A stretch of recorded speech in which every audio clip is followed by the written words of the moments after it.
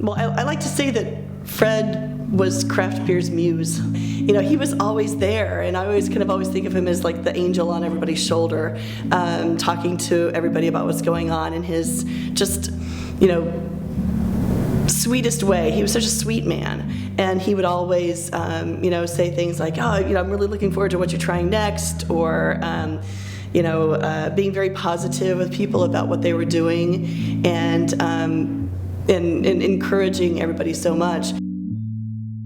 He was like our godfather, you know, in the sense that Fred was, you know, homebrewing before any of us were even a dream in our child's, you know, our parents' eyes. You know, I mean, he's been around forever and been homebrewing through, you know, gosh, after World War II and all that stuff.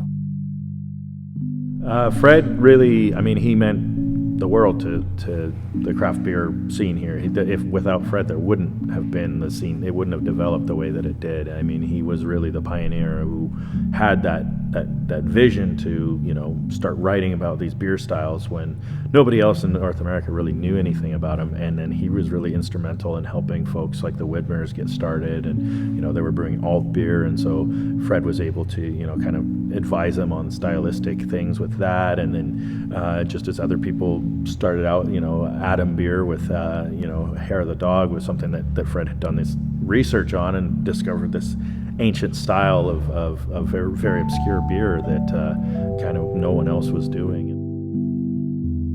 Well, I think he brought a lot of inspiration to the industry as a whole and for beer drinkers in general. Kind of was the first person to really think about beer in styles in different categories. Before that, beer was beer. Depending on where you lived, you got the beer that was made in that area. And unless you traveled around, you really didn't know about any other beers.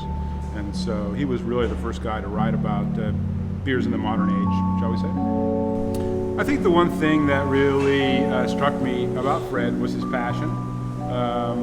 The fact that he delved so deep into the beer world before it was popular, it kind of swimming against the grain, doing your own thing, was fascinating to me.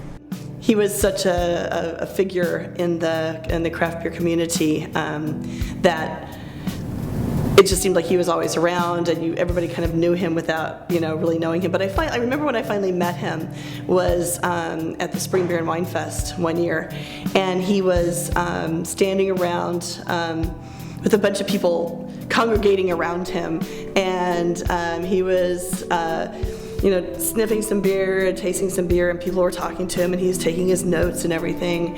And I was a longtime reporter wanting to kind of get out of that world, and I saw what he was doing, and I thought, you know, I could do that too.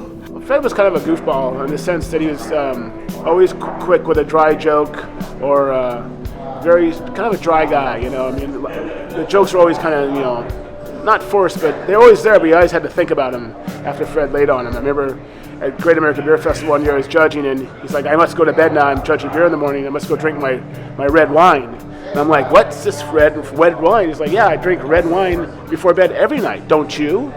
And so I've never adopted that, but probably I should, because he lived quite a long life. So, you know, his smile really was a huge part of him. He always had a smile on his face. He always seemed to enjoy what he was doing.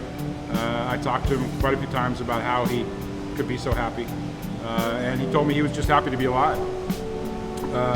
It's a fantastic thing that I always strive to maintain or to attain. One of these days I hope to be happy all the time. It seems impossible. He'd be serious once in a while, but most of the time he was very playful. He was always just joking with you and ribbing you a little bit, but always very nice and kind to everyone. And you know, that was something that it was really special to see Fred, because he was always, you know, in a good mood and always trying to educate but also have fun. Well, he was a huge inspiration for me and a big mentor, and so I wanted to do something to say thank you to Fred. And so I thought if I made a beer called Fred, that it would be an adequate thank you. And so I talked to him, brought him to the brewery one day and talked to him about, what do you like in beer, Fred? What are your favorite components? And he liked hops foremost, and rye was the other thing that he liked. And so we made a hoppy rye beer, really strong Belgian influences, different than what was available at the time. a couple of years ago on my birthday, Fred decided to up and call me and leave me a message. And he called us on our home phone, which is our landline. Yeah, we still have a landline.